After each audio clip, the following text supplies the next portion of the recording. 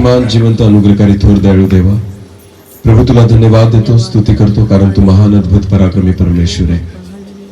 आज या ठिकाणी तुझ्या चरणी येण्याची ही संधी आम्हाला दिली त्याबद्दल धन्यवाद.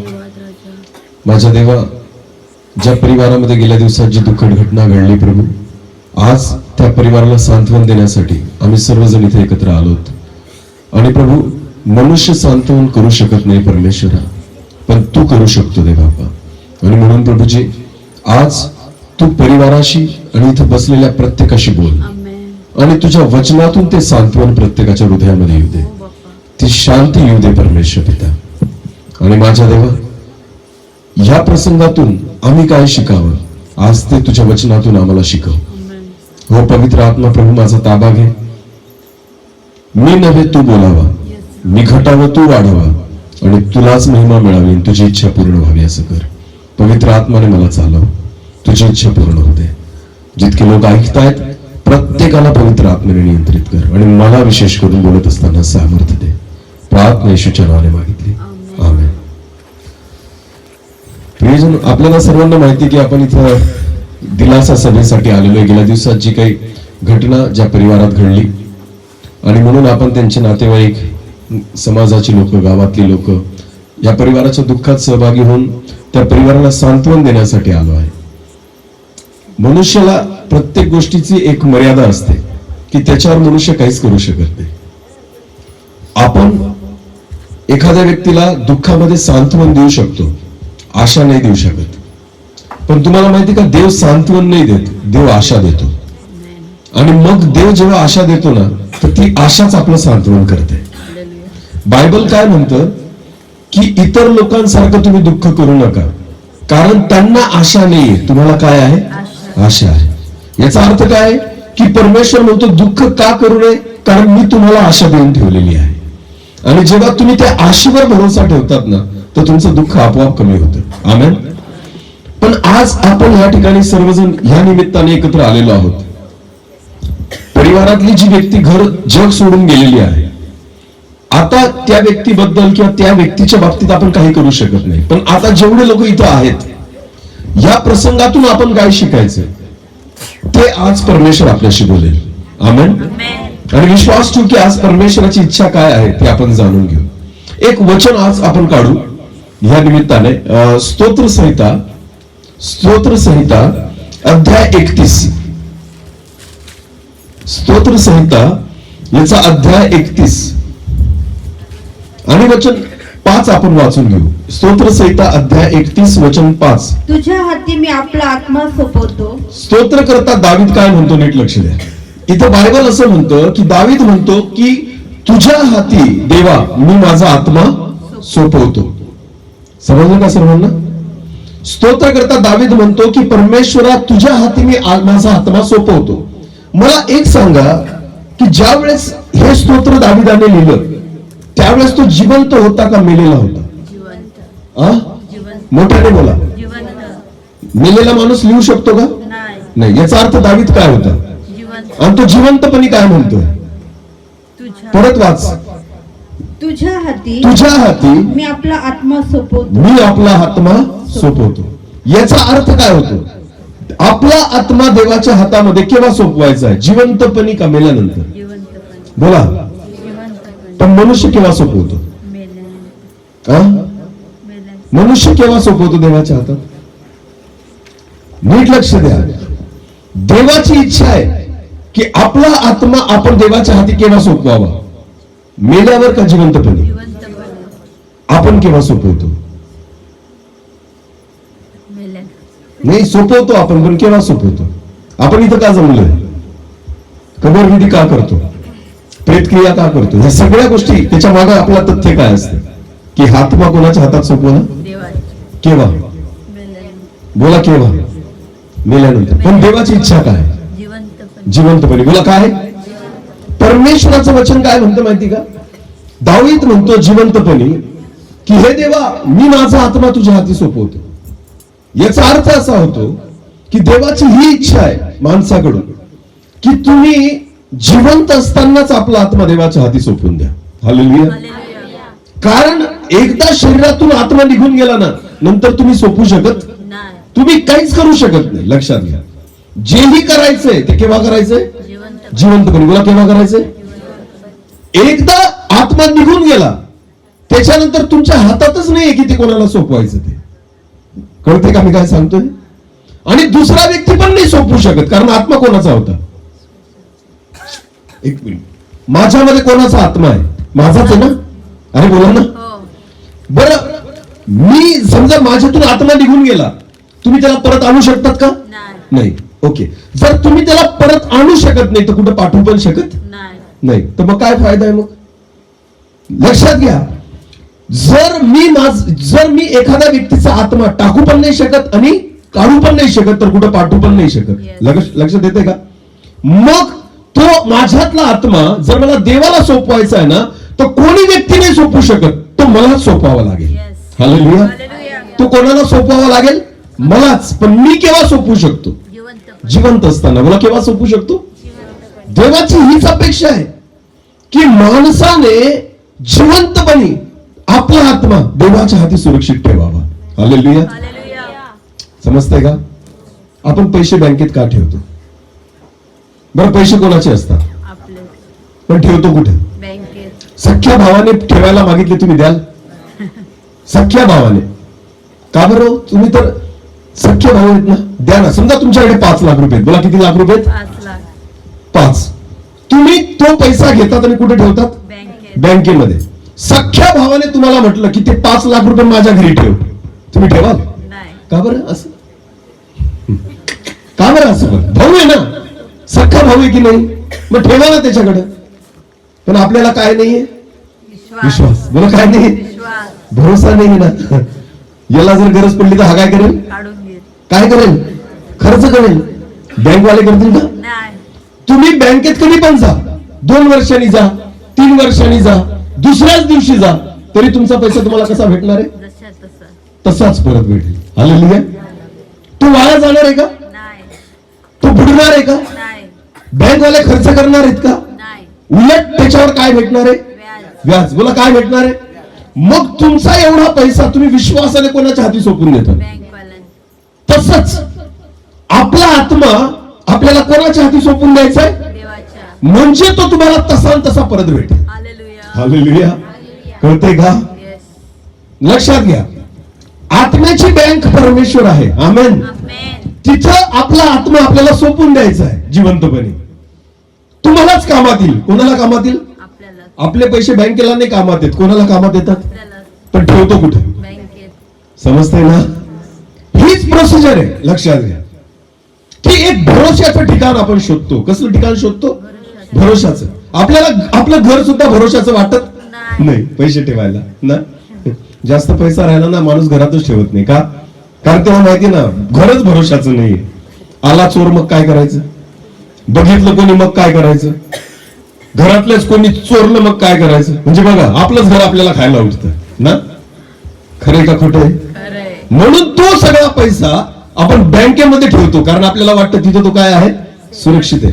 तसंच आपला आत्मा जरी आपला असला, पण त्याला जर सुरक्षित ठेवायचं तर एकच जागा आहे. कोणती? देव. बोला, कोणती? देवाच्या हाती त्या आत्म्याला ठेवा, तर तुमचा आत्मा कसा राहील? सुरक्षित राहील. म्हणून दावीद जिवंत असतानाच म्हणतो की हे देवा, मी माझा आत्मा तुझ्या हाती सोपून देतो. आमेन.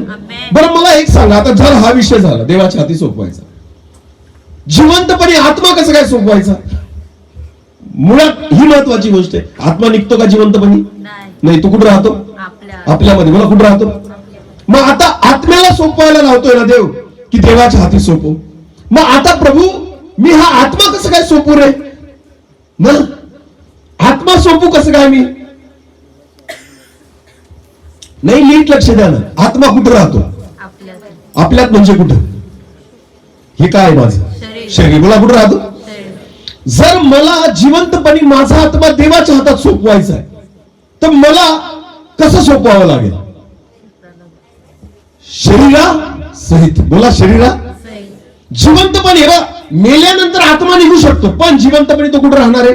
शरीरामध्ये. आणि जिवंतपणे जर माझ्या आत्म्याला देवाच्या हातात सोपवायचंय, तर मला कसं सोपवावं लागेल? शरीरासोबत. हालेलुया. कारण बिना शरीराचं नाही सोपू शकत जिवंतपणी. मग जिवंतपणी जर देवाच्या हातात आत्मा सोपवायचा आहे, याचा अर्थ होतो जिवंतपणी स्वतःला देवाच्या हातात सोपवावं लागेल. हालेलुया. संपूर्ण शरीराला देवाच्या हातात सोपवावं लागेल, तर तुमचा आत्मा कोणाच्या हाती राहील? देवाच्या. हालेलुया. ही देवाची इच्छा आहे. आमेन. बघा, नीट लक्ष द्या. मृत्यू एक अशी गोष्ट आहे ना, की एकदा मनुष्याच्या जीवनामध्ये मृत्यू आला ना, तर आपण काहीच करू शकत नाही. लक्षात घ्या, मनुष्य काहीच करू शकत नाही. पण जोपर्यंत जिवंत आहात ना, तुम्ही बरंच काही करू शकता. आमेन. सगळ्या गोष्टी नीट लक्ष द्या. आईबाप जे असतात ना, लेकरांसाठी पैसे किंवा घर किंवा सगळ्या गोष्टी केव्हा कमवतात? जिवंतपणे. मला केव्हा कमवतात? आणि त्यांच्यासाठी राखून ठेवतात ना, त्यांच्या नावावर करतात ना. घर बांधलं की घर कोणाच्या नावावर केलं? मुलांच्या. मला कोणाच्या नावावर केलं? प्रॉपर्टी केली, लेकरांच्या नावावर करून जातात. सगळ्या गोष्टी जिवंतपणे करायच्या असतात. पण त्याचा फायदा केव्हा होतो लेकरांना? आपण मेल्यानंतर. लक्षात घ्या, जिवंतपणे मी जी व्यवस्था लावली ना, त्याचा फायदा माझ्या परिवाराला केव्हा झाला? मेल्यानंतर. लक्षात घ्या, सेम तीच गोष्ट आहे. जिवंतपणे तुम्ही आत्मिक जीवनासाठी जे श्रम घेतात, त्याचा फायदा तुम्हाला कधी होतो? मेल्यानंतर. मेल्यानंतर काहीच नाही करू शकत. जे करायचं ते केव्हा करा? जिवंतपणे. हालेलुया. बायबल मध्ये स्पष्ट म्हटलेलं आहे. 2 व्यक्तींचं उदाहरण दिलेलं आहे. कोण? भिकारी लाजर, दरिद्री लाजर आणि एक श्रीमंत मनुष्य. माहिती ना सर्वांना? दरिद्री लाजर आयुष्यभर उष्ट खात होता. दरिद्री लाजर आयुष्यभर आजारामध्ये होता. दरिद्री लाजर आयुष्यभर दुसऱ्याच्या दारात पडून होता. दरिद्री लाजर आयुष्यभर त्याच्या अंगाला फोड होते. कुत्री येऊन काय करायचे? साठायचे. ही दरिद्री लाजराची परिस्थिती होती. दुसरीकडे श्रीमंत मनुष्य होता, जो ताटात जेवण करायचा, ख्याली खुशाली करायचा, चांगले कपडे घालायचा, आयुष्य आरामात राहायचा. पण बायबल म्हणतं दरिद्री लाजर मेला तो कुठे गेला? सुखलोकात, अब्रामाच्या उराशी. आणि श्रीमंत मेला तो कुठे गेला? अधोलोकात. तुला कुठे गेला? सांगू नाही शकत ना आपण. काहीच सांगू नाही शकत कोण कसा कुठे जाईल. लक्षात घ्या, तुम्हाला जी ही योजना करायची ना, ज्याही गोष्टी करायच्या आहेत ना, त्या जिवंतपणे त्याच्यासाठी प्रयत्न करा. हालेलुया. माझा पैसा मला स्वर्गात नाही घेऊन जाऊ शकत. माझे चांगले कपडे मला स्वर्गात नाही घेऊन जाऊ शकत. माझं चांगलं राहणं मला स्वर्गात नाही घेऊन जाऊ शकत. माझं चांगलं जीवन मला स्वर्गात घेऊन जाऊ शकतं. हालेलुया. माझं फक्त चांगलं जीवनच मला कुठे घेऊन जाऊ शकतं? दरिद्री लाजराला कुत्रे चाटायचे ना, पण त्याच्या ठाई काय नव्हतं? पाप. बोला, काय नव्हतं? म्हणून कुठे गेला? श्रीमंत मनुष्य रोज नवीन कपडे घालायचा, पण कुठे गेला? नरकात. कारण त्याच्या ठाई काय होतं? पाप होतं. लक्षात घ्या, शरीर कसं आहे याच्याने फरक नाही पडत, तुम्ही जीवन कसं जगता त्याच्याने फरक पडतो. हालेलुया. जर बायबल म्हणतं की तू, हे परत वाचते वचन 31:5, तुझ्या हाती मी आपला आत्मा सोपवतो. तुझ्या हाती देवा मी माझा आत्मा सोपवतो जिवंतपणे. मग याचा अर्थ मला माझा आत्मा शरीरासोबत त्या ठिकाणी देवाला सोपवावा लागेल. आमेन. जिवंतपणे जर देवाच्या हातात आत्मा द्यायचा आहे ना, तर शरीरात तो आत्मा राहतो ना, तर शरीराला पण देवाच्या हातामध्ये सोपवणं गरजेचं आहे. एक वचन वाच, रोमकरासपत्र याचा 12वा अध्याय वचन 1. रोमकरासपत्र 12 आणि वचन 1. लक्ष द्या नीट. म्हणून बंधुजन हो, मी देवाच्या करुणामुळे तुम्हाला विनवतो. पौल म्हणतो मी देवाच्या करुणेने तुम्हाला विनंती करतो. बोला, काय करतो? विनंती करतो की तुम्ही आपली शरीरे जिवंत. बोला, कशी? तुम्ही आपली शरीरे, बोला, कशी? जिवंत. पुढे पवित्र व देवाला ग्रहणीय यज्ञ म्हणून समर्पण करावी.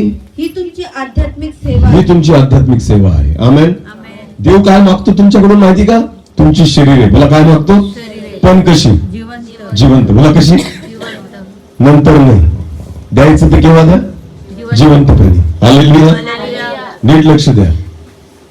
जर मी नोकरी करतो ना, तर ती नोकरीचा फायदा मला केव्हा होईल माहिती? फक्त मी जोपर्यंत काय जिवंत. मेल्यानंतर मला पगार भेटेल का?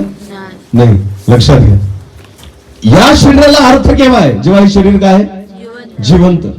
आत्मा निघून गेला ना, शरीराला काही किंमत राहत नाही. लक्षात घ्या. माझ्याकडे बघा सर्वांनी, एक उदाहरण देतो. स्प्रे मारतो आपण ना, स्प्रे, डिओ, माहिती ना? ओके. बघा नीट लक्ष द्या, 2 ठिकाणी याचा वापर केला जातो.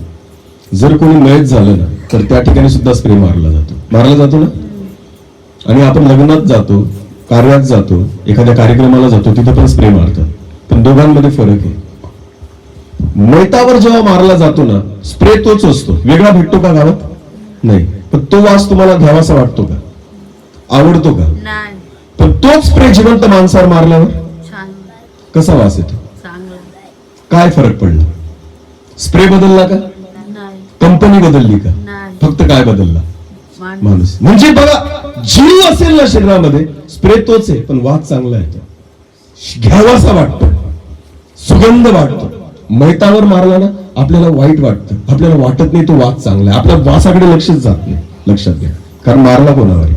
प्रेतावर. याचा अर्थ आत्म्याला किती किंमत आहे? हालेलुया. शरीराला किंमत नाहीये, आत्म्याला किंमत आहे. आणि म्हणून देव काय म्हणतो, जिवंत असताना ना शरीर नाही, आत्मा सोपव. काय सोपव? आत्मा. आणि आत्मा कशात राहतो? शरीरात. मग शरीरासोबतच सोपव. हालेलुया. हालेलुया. म्हणून देवाची इच्छा आहे की तू, दावीद म्हणतो, मी माझा आत्मा तुझ्या हाती सोपवून देतो. याचा अर्थ दाविदाने आपलं शरीर देवाच्या हाती सोपवलं. म्हणून रोम 12 मध्ये म्हटलेलं आहे, तुम्ही तुमची शरीरे जिवंत, बोला कशी? जिवंत. पवित्र आणि देवाला ग्रहणीय यज्ञ म्हणून समर्पण करावी, देवाची इच्छा आहे. हालेलुया. हीच तुमची आध्यात्मिक सेवा आहे की आपलं शरीर परमेश्वराच्या हाती जिवंत. आता जिवंत मागतोय देव शरीर, पण नुसतं जिवंत नाही पाहिजे. कसं पाहिजे? पवित्र. पवित्र पण पाहिजे. बोला कसं पाहिजे? पवित्र. कारण देव कसं आहे? पवित्र. हालेलुया. हालेलुया. अहो, देवाला लोक फुलं चढवतात. कशी चढवतात? कोमेजलेली, सडलेली का चांगली? चांगली. हे कळतं आपल्याला, कळतं की नाही? हा, लोक देवाला फुलं चढवतात ना, तर ताजी फुलं चढवतात, चांगली फुलं चढवतात. मला हे सांगा, अगरबत्ती, धूप जाळतात देवासमोर, वाईट घाण वासाचा जाळतात का सुगंधाचा जाळतात? सुगंधाचा. हे पण कळतं आपल्याला. बरोबर आहे की नाही? देवाला काही अर्पण दिली जातात, दान टाकले जातात, खराब वस्तूंचे टाकले जातात का चांगल्या वस्तूंचे टाकले जातात? चांगल्या. चांगल्या. मला एक सांगा, प्रभू येशू ख्रिस्ताला मागी लोक भेटायला आले. कोणते लोक? मागणी लोक. किती जण होते? 3. बायबल असं म्हणतं, वचन वाचा बरं ते. मत्ते शुभवर्तमान 2 आणि 11. मत्ते 2 आणि 11. नंतर ते घरात गेले तेव्हा तो बालक आपली आई मरियाच्या जो असलेला त्यांनी पाहिला. जेव्हा मागी लोक प्रभू येशू ख्रिस्ताला बघायला गेले तर त्यांना येशू ख्रिस्त त्यांच्या आई सोबत दिसला, ते बाळ दिसलं. व पाया पडून त्यांनी त्याला नमन केले. त्यांनी प्रभू येशू ख्रिस्ताला नमन केलं. मग आपल्या द्रव्याच्या थैला मग त्यांच्या थैल्या सोडल्या. सोने, त्याच्यातून काय काय दिलं? सोने, ऊद ऊद, व गंधर्व. गंधरस. हालेलुया. 3 गोष्टी दिल्या.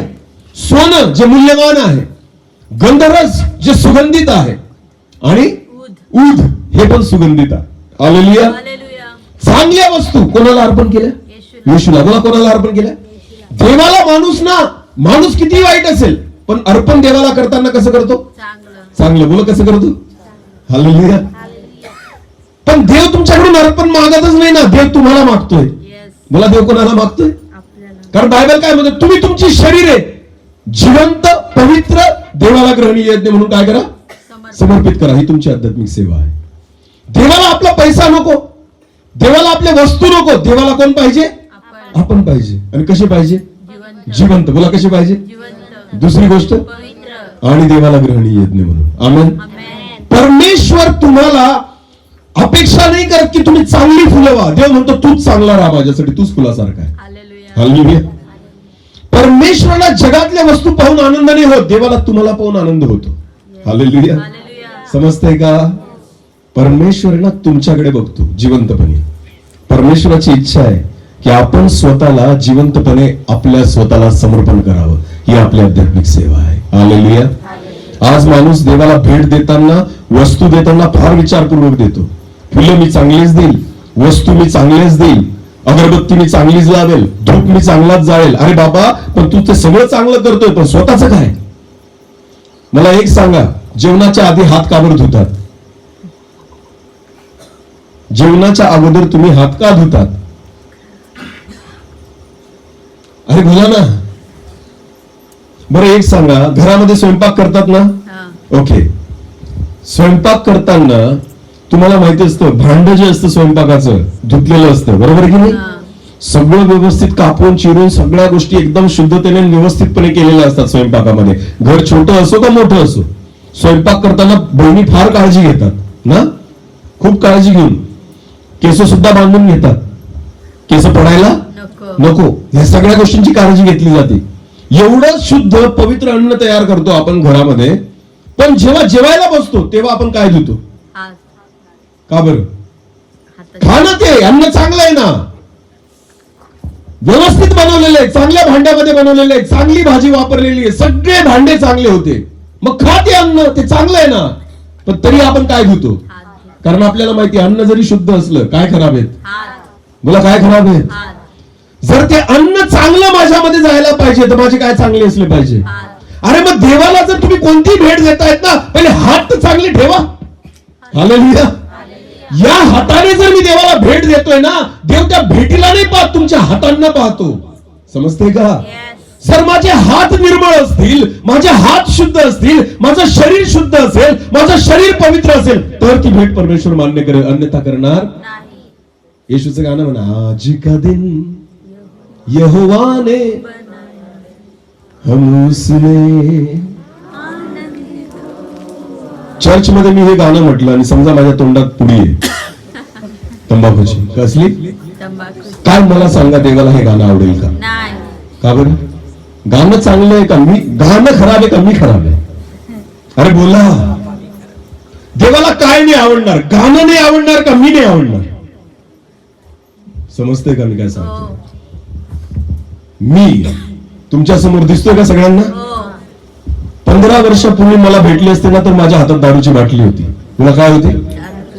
सिगरेट होती, तंबाखू खायचो, दारू प्यायचो, सगळे घाण व्यसन होते. त्यावेळेस जर मी तसाच पिऊन इथे उभा राहिलो असतो बायबल घेऊन, तुम्ही माझं ऐकलं असतं का? नाही. का बरं? खराब. का बरं? बायबल चुकीचं आहे का मी चुकीचा होतो? चुकीचं. अरे बोला, चुकीचं. नीट लक्ष द्या. देवाचं वचन तुम्ही कोणाकडून ऐकू इच्छिता? चांगलं. चांगल्याकडून का वाईटाकडून? चांगल्याकडून. जर माझ्या जीवनामध्ये पाप असतील तर माझ्याकडून तुम्ही वचन ऐकाल का? नाही. का नाही ऐकणार? वचनच आहे ना, ऐका ना. वचन तर पवित्र आहे की नाही? अरे बोला ना, मग ऐका ना माझ्याकडून.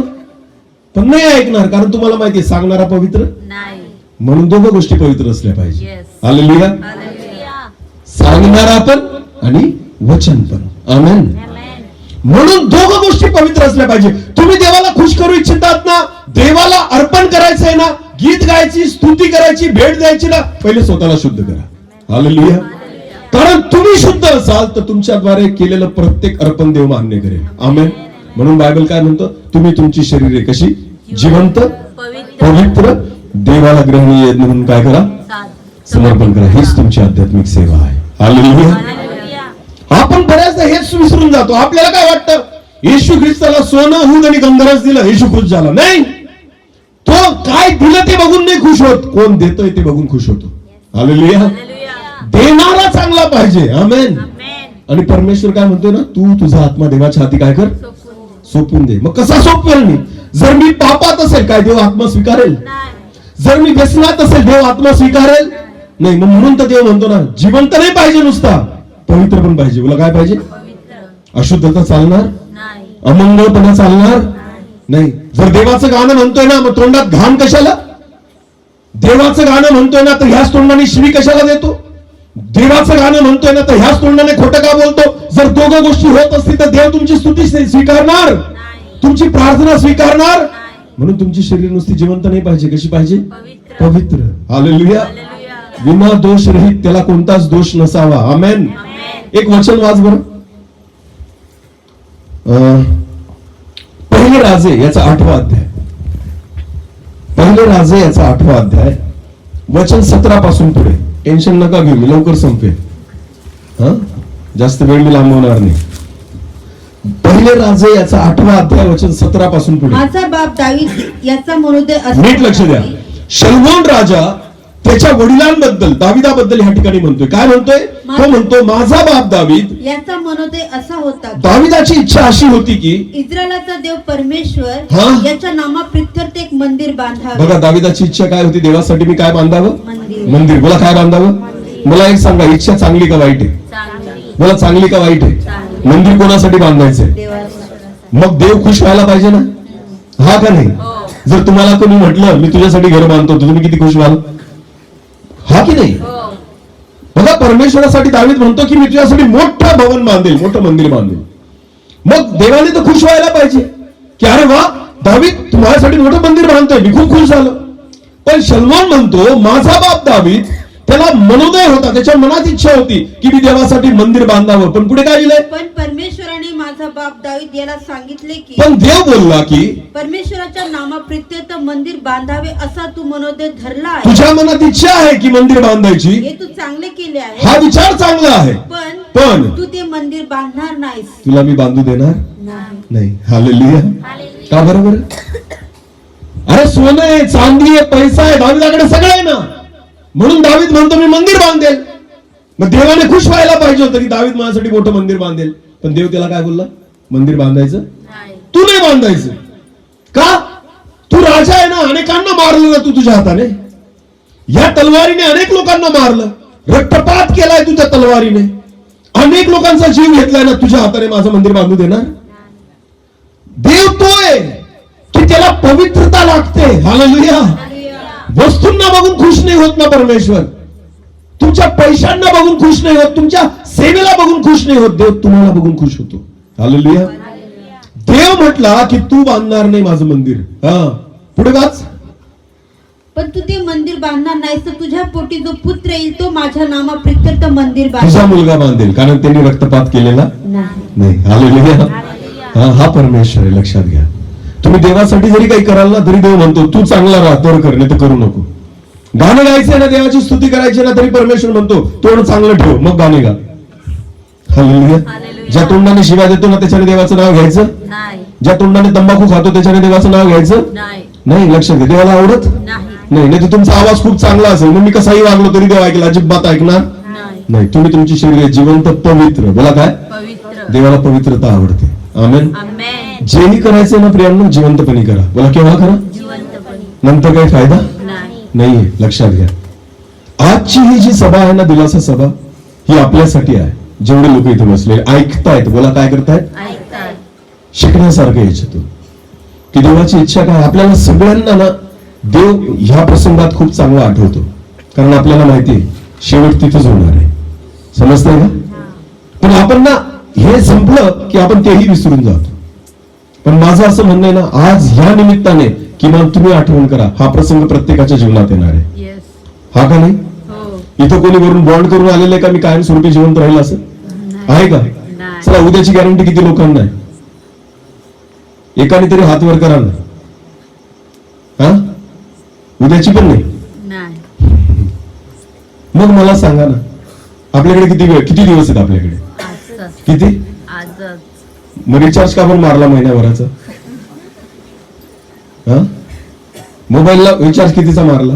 महिनाभरात. महिन्याचा. तुम्हाला कोणी सांगितलं महिनाभर आहात असं? आहे का गॅरंटी आहे का? सांगा मला. नाही. काहीच नाही ना. मग आपल्याकडे वेळ नाही ना.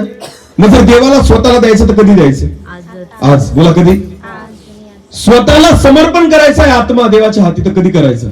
आजच. मग कधी काही हो प्रभू, तरी मी तुझ्या हातात असेल. आमेन. आमेन. विश्वासी लोकांना, जे येशूवर विश्वास ठेवतात त्यांना बायबल एक आशा देतं. बोला काय देतं? आशा. आशा की आपला आत्मा जसा पैसा बँकेत सुरक्षित असतो ना, तसा विश्वासी लोकांचा आत्मा देवाच्या हाती काय आहे? सुरक्षित. सुरक्षित आहे. हालेलुया. हालेलुया. त्याला काही होऊ शकत नाही. आमेन.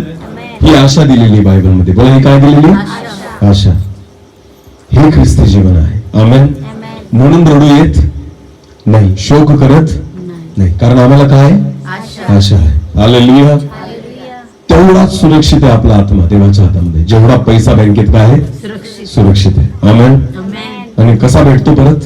तसाच. व्याजासहित. बोला कसा भेटतो? व्याजासहित. मग देवाच्या हातात आत्मा सोपवला ना, तो आपल्याला तशाच आशीर्वादासहित भेटणार. आमेन. आमेन. आमेन. बायबल स्पष्ट म्हणते, येशू ख्रिस्त स्पष्ट म्हणतो, जो माझ्यावर विश्वास ठेवतो मेला असला तरी जगेल. जगेल. बोला मेला असला तरी जगेल. जिवंत होईल नाही म्हटलेलं आहे. वचन नीट ऐका. येशू म्हणतो माझ्यावर जो विश्वास ठेवतो तो मेला असला तरी जगेल. जगेल. इथं जिवंत माणसं नाही जगू शकत. आणि बायबल काय म्हणतो? जो येशू म्हणतो माझ्यावर विश्वास ठेवतो तो मेला असला तरी जगेल. जगेल. जिवंत माणसं सध्या जगू शकत नाहीये. रात्रीची नीट झोप घेऊ शकत नाही, चांगलं खाऊ शकत नाही, शांततेने राहू शकत नाही. जगणं याला म्हणतात ना. जगणं काय आहे मला सांगा? जिवंत राहणं म्हणजे जगणं नसतं. जगणं आणि जिवंत राहणं याच्यात खूप थोडा मोठा फरक आहे. हालेलुया. हालेलुया. बायबल मध्ये एका व्यक्तीचं उदाहरण आहे. 38 वर्षापासून आजारी आहे. किती वर्षापासून? 38. एकाच जागी पडलेला आहे. बोला, कुठं पडलेला आहे? किती वर्षापासून? 38. मग तो जगतोय का जिवंत आहे मला सांगा? जिवंत. तो फक्त काय आहे? जिवंत. जगत. नाही. याला जगणं नाही म्हणत. एकाच जागी पडू नये 38 वर्षापासून. याला जिवंत राहणं म्हणतात, जगणं नाही म्हणत. जगणं कशाला म्हणतात? जेव्हा 38 वर्षातले सर्व दिवस तुम्ही काहीतरी करताय, ते जगणं आहे. हालेलुया. हालेलुया. तुमच्या जीवनामध्ये रोज काहीतरी नवीन होतंय, याला जगणं म्हणतात. आमेन. आमेन. एकाच परिस्थितीत पडून राहणं याला जगणं नाही म्हणत. हे फक्त जिवंत राहणं आहे. आणि बायबल काय म्हणतं? येशू म्हणतो, जो माझ्यावर विश्वास ठेवतो तो मेला असला तरी जगेल. जगेल. इथं जिवंत माणसं जगत नाही, पण येशूवर विश्वास ठेवणाऱ्यांना तो म्हणतो, मेले ना, जिवंत नाही राहणार, जगाल. बोला, काय कराल? जगाल. जर आपली बहीण विश्वासात मेली आहे ना, ती जिवंत नाही, ती जगत आहे. बोला, काय करत आहे? जगत आहे. हा विश्वास ठेवा. आमेन. आमेन. आमेन. आमेन. म्हणून शोक करायचा, नाही. दुःख करायचं नाही. कारण धन्य आशा तुम्हाला आणि मला दिलेली आहे. Yes. आमेन. आमेन. हालेलुया. हालेलुया. माझ्या जीवनामध्ये 25 वर्ष मी जिवंत होतो. बोला, काय काय होतो? जिवंत. पण 25 वर्षानंतर मी जगायला लागलो. 25 वर्षानंतर मी काय करायला लागलो? कारण मला कोण मिळालं? येशू. येशू. मला कोण मिळालं? येशू. येशू. हालेलुया. हालेलुया. व्यसनामध्ये होतो, वाईट सवयींमध्ये होतो, जिवंत होतो, जगत नव्हतो. लक्षात घ्या. पण ज्या दिवशी येशू मिळाला, सगळी बंधनं तुटली आणि मी जगायला लागलो. बोला, मी काय करायला लागलो? जगायला लागलो. आमेन. आमेन. येशू नुसतं जिवंत नाही ठेवत, येशू जगणं शिकवतो. Yes. हालेलुया. हालेलुया. येशू काय करणं शिकवतो? जगणं. म्हणून तो म्हणतो, तुम्ही तुमची शरीर माझ्या हाती कशी सोपवा? जिवंत. जिवंत, पवित्र, देवाला ग्रहणीय. ग्रहणीय यज्ञ म्हणून समर्पित करा. आमेन. आमेन. म्हणून दावीद म्हणतो जिवंतपणे, हे माझ्या देवा, मी माझा आत्मा तुझ्या हाती सोपवून देतो. आमेन. आमेन. जर देवाला आपल्या स्वतःच्या आत्म्याला सोपवायचंय ना, तर केव्हा सोपवायचा? जिवंतपणे. आमेन. आमेन. आपल्याकडे सर्वांकडे संधी आहे. बोला, काय आहे? संधी. जितके लोक इथं बसलेले आहेत ना, आपल्या सर्वांना देवाने एक संधी दिलेली आहे. अजूनही संधी गेलेली नाही. श्वास चालत आहेत ना, तोपर्यंत तुमच्याकडे काय आहे? संधी. संधी आहे. त्या संधीचा फायदा करा. हालेलुया. त्या संधीचा काय करा? फायदा. पैसा घरात असेल ना, जेवढ्या लवकर बँकेत ठेवाल तेवढं चांगलं. चोर कधी घर फोडेल याची गॅरंटी नाही. कधी नोटबंदी होईल याची गॅरंटी नाही. गेल्या दिवसात तसंच झालं होतं ना, लोकांनी साठवून ठेवला होता पैसा आणि अचानक काय झालं? नोटबंदी. नोटबंदी. मग आता काय करायचं? आपला पैसा आणि आपणच चोर झालो होतो. खरंय की खोटं आहे? खरं. हा. बँकेवाले पण घेत नव्हते. का? कुठून आणला? अरे बाबा, मीच कमवला. तरी ते म्हणतात कुठून आणला. वेळ आहे ना, तेव्हाच तू पैसा बँकेत जमा करा. आमेन. आमेन. नंतर ते पण घेणार. नाही. तसंच आत्मा वेळेतच देवाच्या हाती द्या, नंतर देव पण घेणार नाही. नाही. हालेलुया. हालेलुया. जोपर्यंत संधी आहे, संधी साधून घ्या. तुम्हाला माहिती का, जर पैसा घरातच पडून राहिला ना, चोर आला तर तो काय करतो? चोरी करून निघून जातो. तसंच आत्मा देवाच्या हातीने सोपवला ना, शैतान सुद्धा चोर आहे, जो चोरायलाच टपलेला आहे. येस. जर त्याच्या हाती तो आत्मा लागला तर तो काय करेल? चोरी. चोरून घेईल. बोला, काय करेल? म्हणून देवाची इच्छा आहे, कोणाच्या हातात द्या? देवाच्या. त्याच्या हातून चोरता येणार नाही. सैतानाला हिसकवता येणार नाही. नाही. म्हणून देवाची इच्छा आहे की आत्म्याला देवाच्या हाती सोपवून द्या, म्हणजे सैतान जागा घेणार नाही. चोरणार नाही. हालेलुया. हालेलुया. ख्रिस्ती लोकांनो, विश्वासी लोकांनो, ही सुरक्षा तुम्हाला आणि मला परमेश्वर देतो. आमेन. आमेन. परमेश्वर म्हणतो, द्या ना माझ्या हातामध्ये, मी सुरक्षित ठेवेल, मी पापात पडू देणार. नाही. मी तुम्हाला गॅरंटी देतो. काय देतो देव? गॅरंटी. इथली पण आणि तिथली पण. पण केव्हा? मेल्यानंतर का जिवंतपणे? जिवंतपणे. हा. सगळं करायचं ते केव्हा करायचं? जिवंतपणे. प्रार्थना बी करायची तर केव्हा करायची? जिवंतपणे. वचन बी पाळायचं तर केव्हा पाळायचं? जिवंतपणे. सगळं काही करायचं ते केव्हा करायचं? जिवंतपणे. नंतर काही फायदा नाही. नाही. कारण देवाचं वचन म्हणतं, मी जिवंतांचा परमेश्वर आहे. बोला, मी कोणाचा परमेश्वर आहे? जिवंतांचा. जिवंतांचा. त्याला तुम्ही जिवंतच पाहिजे. हालेलुया. हालेलुया. म्हणून मी सांगितलं, आजची सांत्वन सभा इथं जे बसलेले आहेत ना, सर्वजण आपल्यासाठी आहे. लक्षात घ्या. हेच वचन तुम्हाला सांत्वन देईल, हेच तुम्हाला हिंमत देईल आणि धीर देईल. जी व्यक्ती जग सोडून गेली ती प्रभूत होती ना, विश्वासात होती ना, आशा आहे ना मग. हालेलुया. हालेलुया. आशा आहे आपल्याकडे. विश्वास ठेवा. प्रत्येकाला जग सोडायचंय, पण भेट तेव्हाच होईल जेव्हा ती व्यक्ती ज्या हातामध्ये त्या हातात तुम्ही जाल. आमेन. आमेन. समजते का मी काय सांगतोय? बस त्याच हातात आपला आत्मा परमेश्वराच्या हाती सोपून द्या. आणि बायबल म्हणतो एक दिवशी आपण काय होणार आहे? भेटणार आहे. बोला काय होणार आहे? भेटणार आहे. सगळे भेटतील. आमेन. आमेन. आदामापासून भेटतील आपल्याला. येस. कुठून? आदम. हा, नातेवाईक तर भेटतीलच. आदाम हवा पण भेटतील, मोशे पण भेटेल, अब्राहम पण भेटेल, याकोब पण भेटेल, पेत्र भेटेल, पौलुस भेटेल. हालेलुया. हालेलुया. आपले प्रियजन जर प्रभूत असतील आणि विश्वासात झोपले असतील तेही भेटतील. आमेन. ही धन्य आशा आपल्याला बायबलमध्ये दिली आहे. आमेन. आमेन. म्हणून बायबल म्हणतो मी माझा आत्मा देवा तुझ्या हाती सोपून देतो. आपले डोळे बंद करू, प्रार्थनेमध्ये जाऊ. सर्वजण डोळे झाकू आणि प्रार्थनेमध्ये जाऊ. सर्व शक्तिमान आमच्या जिवंत अनुग्रहकारी देवा, प्रभू तुला धन्यवाद देतो, स्तुती करतो परमेश्वर पिता. खरंच प्रभू तुझं वचन सांगतं, स्तोत्र करता म्हणतो की देवा मी माझा आत्मा तुझ्या हाती सोपवून देतो. जिवंतपणे तो असं म्हणतो, कारण त्याला ठाऊक आहे की जर देवाच्या हाती आत्मा सोपवायचा आहे तर तो जिवंतपणे सोपवायचा आहे. आणि म्हणून स्तोत्र करताना आपला आत्मा देवाच्या हाती जिवंतपणे सोपवला.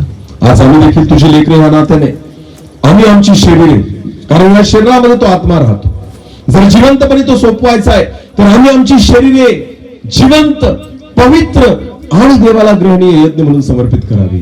हीच आमची आध्यात्मिक सेवा आहे. ते करणं आम्हाला शिकव प्रभूजी, कारण तुझ्याच हाती आमचा आत्मा सुरक्षित आहे. धन्यवाद. मी विश्वास ठेवतो की आज तुझ्या जिवंत वचनात राहून तू आमच्याशी बोलला आहे. केवळ ऐकणारे नाही प्रभू, पण वचनावर विश्वास ठेवून चालणारे आम्हाला कर.